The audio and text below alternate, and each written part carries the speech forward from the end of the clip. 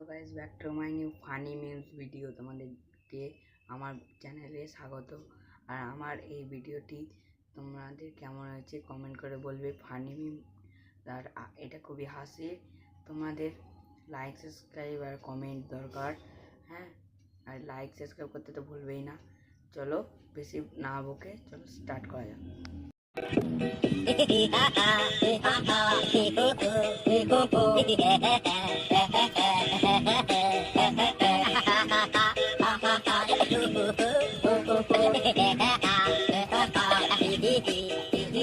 शरीफ लोग दिख रहे हैं।